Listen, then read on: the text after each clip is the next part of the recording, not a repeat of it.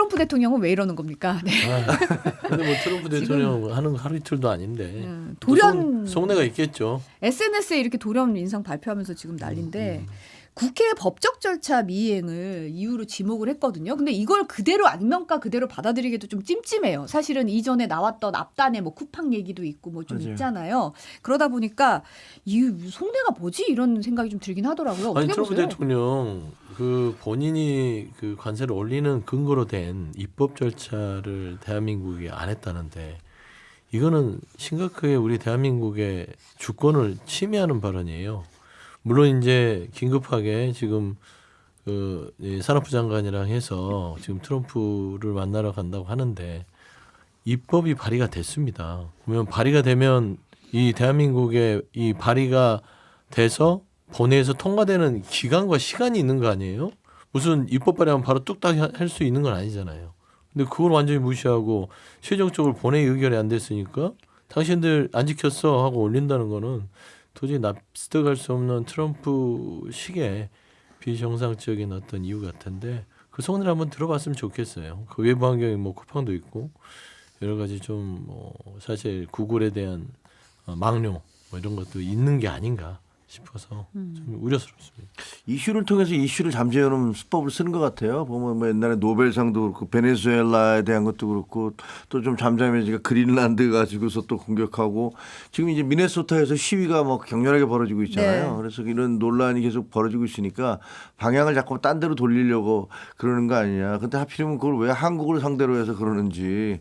그리고 지금 주장하는 것 자체가 말이 잘 안 되잖아요. 그러니까 뭐 쿠팡이나 이런 쪽에 뭐 어떻게 보면 뭔가 방향을 돌려야 되는데 쿠팡 쪽에서 계속 로비를 하고 그러니까 아, 잘 됐다 그러면 이것까지 일석이조로 이것까지 얹어서 그냥 글로 가자 이렇게 생각을 했을 수도 있을 것 같아서 뭐 트럼프 대통령의 발언이라든가 행동이라는 것들이 논리적이거나 합리적으로 설명할 수 없는 부분들이 많잖아요. 굉장히 네. 즉흥적이고 감정적이어서 아무튼 뭐 즉흥적이고 감정적이니만큼 조금만 견디면 또 이렇게 또 다른 쪽으로 돌아가잖아요. 그래서 우리 정부가 대응을 잘 하기를 바랍니다.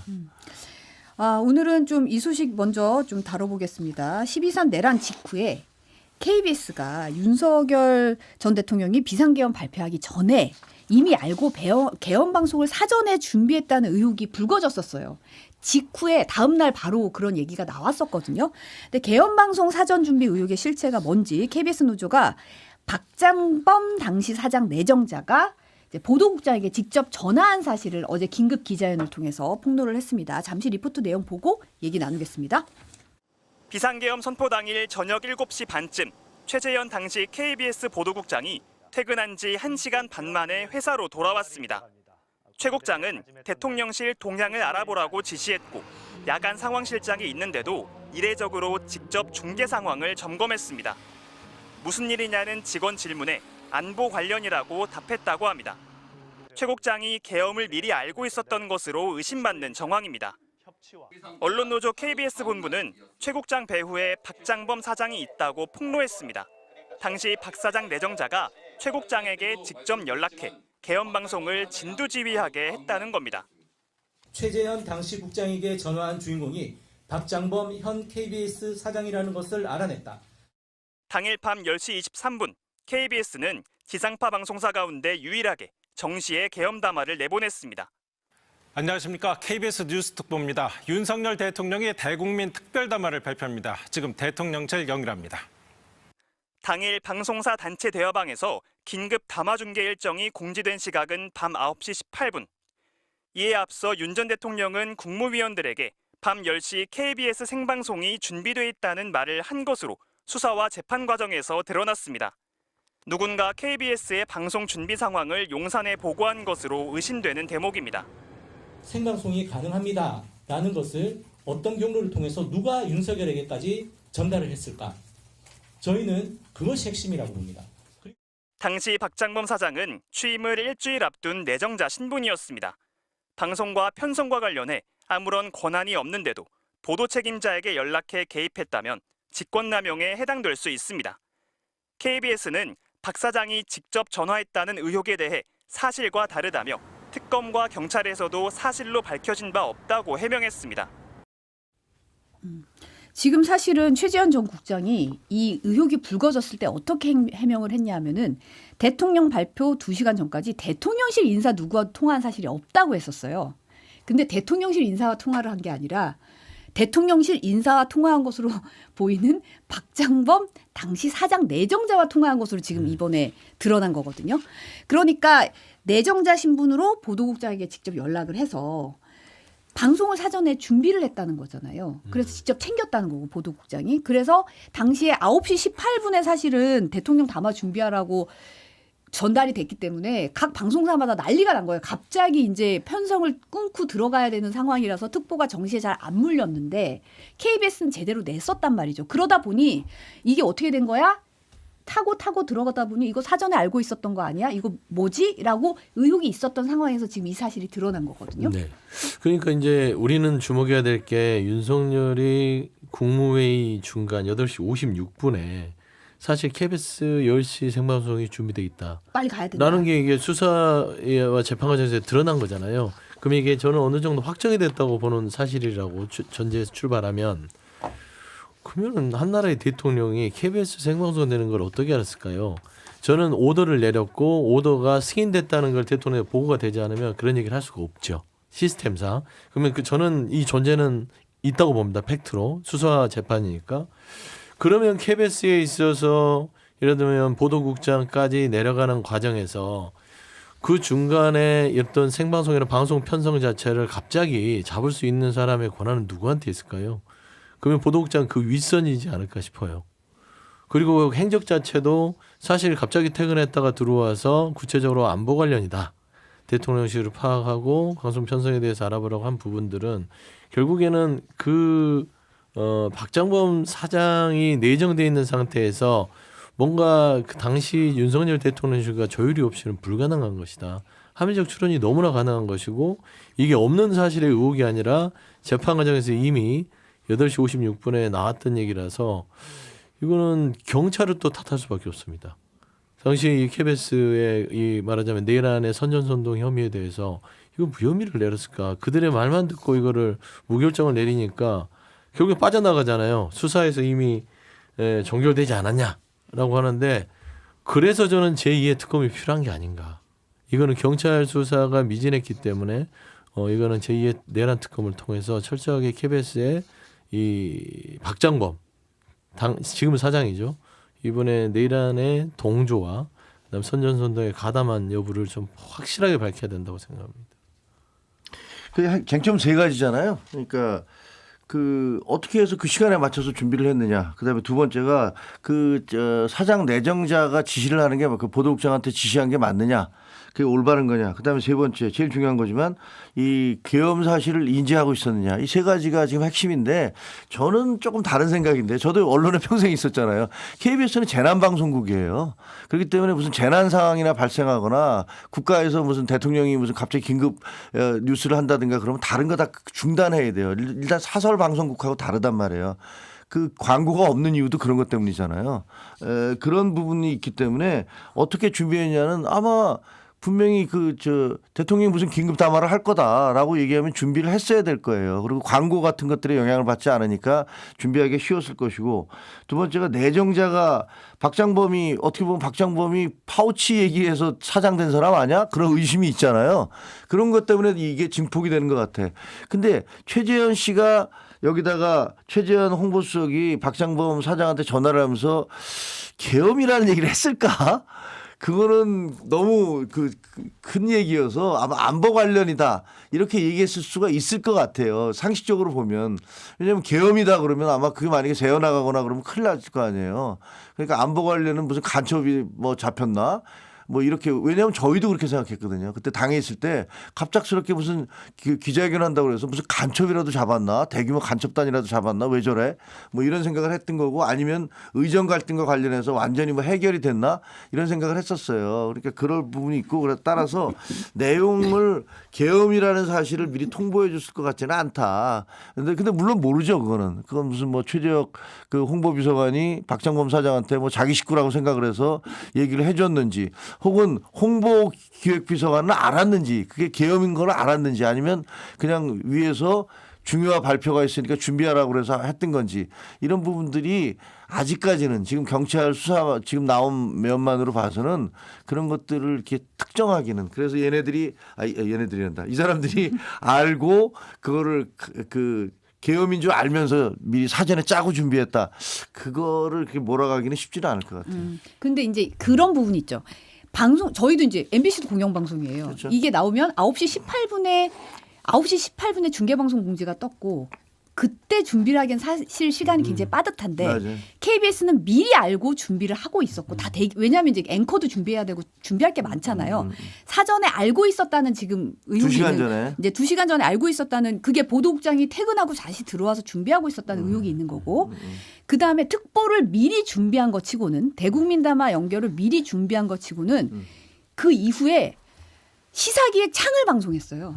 그러니까 특보를 준비했는데 그 다음에는 국회 앞에 상황 연결이라든지 이런 건 굉장히 늦게 연결을 한 거예요. 그러니까 그러면 대국민 담화에서 계엄이 선포되고 나면 그 다음에 방송에 대해서는 이게 언론의 입장에서 이게 준비해야 되는 거라면 국회 앞 상황 연결이나 이런 게 바로바로 연결이 돼야 되잖아요. 부분은 이상하네요. 그 뒷부분에는 시사기획 창 정규 편성된 걸 다시 틀고 그건 잘못된 특보가 거죠. 연결되기까지 시간이 걸린 거예요. 그러니까 사전에 준비한 것 치고는 이게 상당히 좀 뒷부분이 좀 허술하다. 그 그런 특보를 부분에서는 일부러 예를 들면 현장 상황 그 시민들이 쏟아져 나오고 그다음에 그 반대하는 그런 모습들 그리고 그 국회 헬기가 뭐 출동하는 거라든가 뭐 이런 것들은 의도적으로 지연시킨 게 아니냐 그런 내지는, 의혹이 있는 거고요. 뭐 그거는 얼마든지 그런 지적을 할 의구심이 가네요. 그거는. 그리고 이제 이 부분에서 뭐 MBC 보도에 따르면 경찰이 계엄 방송 전에 최재혁 당시 대통령실 홍보기획 비서관이 박잠범 당시 KBS 사정 내정자에게 연락한 정황이 포착됐다는 건데 뭐 지금도 거론하셨지만 아무래도 파우치가 있었고 여러 가지 정황상으로 봤을 때 석연치 않다는 의혹이 있는 거죠. 맞아요. 그러니까 이제 절차적인 부분에 있어서 뭐 이분들이 재난 방송이니까 그걸 받아서 재난 방송을 위한 그 시간을 편성했다 손 치더라도 저는 안보 관련이라고 했을 때 그렇게 방송이 허술하게 대통령실이 안보야 그냥 준비해 하면 준비해야 되나요? 저는 최소한 그 청와대 대통령실의 담당자와 얘기를 했을 것 같아요. 그래도 저희가 개략적으로 안보 관련 뭔지 아니면 북한이 뭐 침투를 했는지 아니면 어떤 국지전이 벌어졌는지 뭐와 관련해서 안보 관련 브리핑을 하는지 알려주시면 되지 않겠냐. 그래서 스태프들을 준비하고 뭐 말하자면 그 앵커라든지 이런 사람들도 내용 어느 정도 가닥은 잡고 들어가야 될 거 아니에요. 그래서 저는 그런 부분에 있어서는 알았을 가능성이 더 높지 않느냐. 이게 이제 합리적 의심인데 말씀한 대로 우리 KBS가 그 행정회를 한 다음에 현장 바로 앞이에요. 국회가. 앞이에요. 알잖아요. 그렇죠. 그냥 또 긴급 보내도 돼요. 뭐 이런 카메라나 기자도 투입하기도 쉽고. 근데 그걸 하지 않고 정규방송에 창을 틀었다는 자체가 뭔가 선전선동이라든지 전체적으로 계엄 성공을 바랬던 거 아닌가. 라는 솔직히 의혹이 안 생기면 이상한 비상식적인 거잖아요. 그래서 저는 이거는 그냥 경찰 자체가 이들 말말 듣고 무혐의 내린 이 경찰도 참 한심하고요. 그래서 특검을 통해서 이거는 좀 KBS의 내란의 선전선동 가담 여부 박장범 KBS는 철저하게 좀 수사를 해야겠다. 그런 말씀 좀 드립니다. 뒤에 부분은 진짜 이상하긴 해요. 왜냐하면 그거는 그 의도적으로 그걸 보도를 회피한 건지 아니면 그냥 겁이 나서 내지는 이거 어떻게 해야 되지 하고 판단 미스를 한 건지 잘 모르지만 하여튼 언론의 기본에 따르면 그렇게 하면 안 되는 거잖아요. 그건 당연히 기자들이 전부 다 출동을 해서 더구나 국영방송이니까 현장 취재를 했어야 되는데 그거는 저는 잘 몰랐는데 그랬어요. 문제가 좀 있네요. 그거는. 그다음에 박성재 전 법무부 장관의 재판이 어제 시작이 됐습니다. 박 전 장관 측이 첫 재판에서 계엄을 적극적으로 반대하고 만류했다. 혐의를 모두 부인했거든요. 영상 잠시 보고 얘기 나누겠습니다.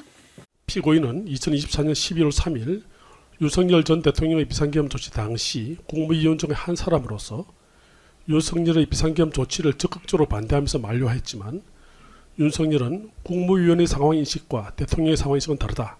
돌이킬 수 없다는 취지로 말하고 피고인을 비롯한 국무위원들의 반대를 무릅쓰고 비상계엄을 선포함으로써 결과적으로 윤석열을 설득하는 데 실패하였고 이로 인해 헌정 질서에 혼란이 야기된 점에 대해 국민 앞에 매우 송구한 마음과 심한 자괴감을 가지고 있습니다. 그렇지만 결론부터 말씀드리면 피고는 이 사건 공소 사실을 전부 부인합니다. 특히 피고인으로서는 2024년 12월 3일 윤석열 전 대통령이 비상계엄을 선포할 당시 그 비상계엄의 내용이나 실행 계획 등에 대해서는 전혀 알지 못했고 계엄이 선포된 비상 상황에서 법무부 장관으로서 법무부 소속 공무원들로 하여금 비상계엄으로 인한 혼란을 방지하기 위해 무엇을 해야 하는지 함께 의논하고 검토했을 뿐 특별검사가 주장하듯이 이 사건 비상계엄을 옹호하고 이를 실행하기 위해 윤석열로부터 어떤 지시를 받거나 윤석열의 비상계엄 실행 행위에 그 어떠한 관여도 한 사실이 없음을 먼저 밝혀됩니다. 박 전 장관 측이 적극적으로 반대하고 만류했다고 지금 주장하고 있는데 보셨나요? 네, 저 그대로 저기 가려놓고 보니까 한덕수더라고요. 똑같아요. 한덕수 피고인도 똑같이 부인하고 적극적으로 가담하지 않았고 처음에는 뭐 만류도 했다. 뭐 이런 얘기 그 우리가 다 들었잖아요. 심지어 그 포고령도 보자고 뒷주머니에 넣어놨다고 했던 것들. 이제 그게 하나하나 다 드러났을 때 이진관 판사가 이게 얼마나 그 헌법을 수호해야 될 국무위원으로서 해서는 안 되는 일인지 결국에는 반성하지 않고 거짓말하면 결국에는 검찰의 구형보다 더 높은 선고를 내리는 게 지금 이진관 판사인데 저는 박성재 전 법무부 장관의 지금 변호인 측의 공소장 전면 부인 보면 이진관 판사가 아주 그냥 한덕수 2를 할 것 같아요. 그리고 박성재 장관 아까 마지막에 법무부 장관으로서 직원들을 불러서 어떻게 이런 사태에 대응할 것인가 했다고 하는데 아니에요. 우리 알고 있잖아요. 직원들이 제일 저 경악스러웠던 게 출입국 금지, 출입국 관리소 쪽에 해서 명단 뭐 확보해서 거기에서 출국 금지 부분들 못 도망가게 하는 거잖아요. 그다음 수용 시설 늘려달라고 했던 것들. 그럼 어떻게 설명할 거예요? 그러면 계엄에 대해서 동의를 했으니까 그렇지. 법무부 장관이 저는 계엄에 동의 못합니다 하면 안 해야죠. 그 계엄 매뉴얼에 따른 법무부 장관 역할을 했잖아요. 그래서 저는 사실상 한덕수의 꼴을 벗어나지 못할 것 같다라고 좀 보입니다. 그 박성재 법무부 장관이 수용 시설을 뭐 전국에 그 얼마를 집어넣을 수 있느냐 이런 걸 점검한 건 진짜 이상하죠. 왜냐하면 비상계엄이 정상적인 비상계엄이라면 그럼 뭐 체포할 사람들을 아니 뭐 법을 어겨야지 체포를 하는 건데 미리 그럼 사람들을 다 잡아넣기로 계산을 하고서 지금 뭐 그 계엄을 한 것이냐. 사실 보면 그랬죠. 나중에 보니까 체포전 명단을 다 만들어놨고 사람들 잡아다가 집어넣어라. 그리고 뭐 어디로 끌고 가라. 뭐 과천에 있는 뭐 그 방첩사 어디로 데려가라. 뭐 이런 얘기들도 있었으니까 그런데 법무부도 이런 식의 어떤 준비를 했다는 걸 보면 이게 정상적인 비상계엄이 아니라는 거를 아는 게 당연한 거 아닐까. 그리고 또 법무부 장관은 법적인 부분에 대해서 가장 대통령이 조언을 해주는 대통령이 변호사잖아요. 사실은 어토니 제너럴이잖아요. 원래대로 하자면 네. 그 미국 같으면은 그러니까 그 이해가 안 되고 한 가지 분명한 거는 이분이 태도가 많이 바뀌었어요. 옛날에는 굉장히 고압적인 자세였어요. 영장 2번씩이나 기각되고 그러니까 딱 하고 뭐 얼굴 표정도 그렇고 내가 뭘 잘못했다고 말이야 뭐 이런 태도였는데 지금 이제 임성근 전 부장판사죠. 저분도 변호인이 지금 얘기하는 거 보면 완전히 태도가 달라졌잖아요. 대단히 송구하고 죄송하고 뭐 이렇게 나오는 거잖아요. 이거는 제가 보기에는 이진관 효과다. 이거는 그 한덕수 23년 그 형 내린 것에 대한 효과다. 그걸로 인한 두려움, 공포 이런 것들이 저 사람 저렇게 바꿔놓고 있다라는 생각은 드네요. 맞아요. 그 보니까 박성재 전 장관이 가장 그 지난 계엄에 협조한 국무위원들 중에 잘 빠져나갔던 분이에요. 그렇잖아요. 그렇죠. 네. 구속영장도 계속 기각되고 본인은 멀찌감치 떨어져 있고 안가 회동도 있었음에도 불구하고 거기에 대한 조사도 심도 깊게 이루어지지 않았어요. 근데 이제 한덕수 피고와 똑같이 견줘보면 한덕수 전 총리 같은 경우도 계엄 이후의 행적들이 그걸 수습하려고 하지 않고 이 계엄을 정당하게 한 노력들에 동조를 했단 말이에요. 그러면 그 전에 반대했던 사람이 계엄 이후에 동조하겠어요? 더 반대해야지. 일관성을 보는 거거든요. 박성재 장관도 마찬가지 아닙니까? 계엄을 반대했다면 그 이후에 왜 안가에 가서 대책 마련을 하고 이 계엄을 정당하기 위한 협조를 했어요. 앞뒤가 안 맞죠. 이진관 판사 입장에서는 날 가지고 지금 우롱하나? 이런 생각을 하지 않겠어요? 똑같구나라고 생각할 것 같아요.